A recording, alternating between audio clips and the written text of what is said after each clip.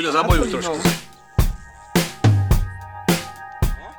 Hokej je jednostranne zaťažovaný šport, takže spieranie ako kompenzačné cvičenie hlavne.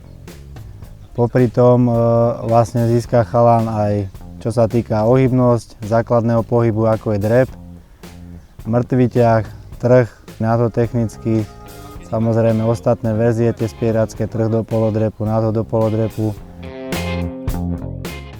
Tým spieraním u tých detí sa dá ľahšie získať tá technika, keď sú ešte nie taký skrátený.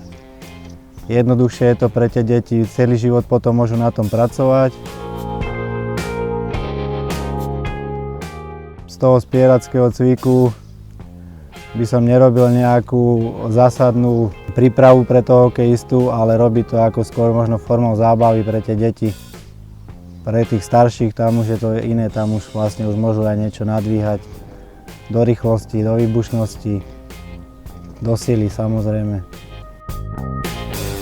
Najväčší problém je vlastne naučiť hlavne držať to dieťa správne, postavenie chrbtice vlastne, hej, aby bolo v rovine, žiadne oble chrbty, ako to vidíme všade, ale aby boli vystreté tie chrbáty.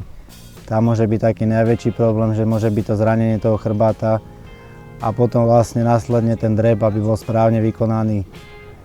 Kolená vlastne, aby išli mierne od seba, špičky tiež od seba, nohy sú na šírku panvy, chrbát vystretý a tým pádom vlastne môžeme, keď ten drep vie, aj to držanie toho tela, tak následne až potom učiť nejaké základy spierania tie deti s nejakými palicami, prípadne nejakými penovými činkami.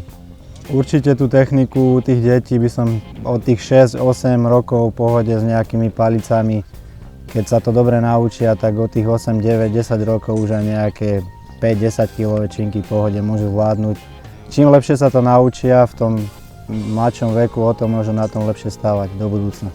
Pritom, keď to dieťa to začne, hej, tak sa začne osvalovať a svaly sú jediná výživa pre kosti, takže sa ten rast ešte práve naopak môže zvýšiť a nie spomaliť, ako to niekto vidí, alebo staré mýty sú tých našich super lekárov. Takže určite by som odporúčal pre tie deti to spieranie robiť a určite to bude len dobre pre nich, keď sa to dobre naučia samozrejme.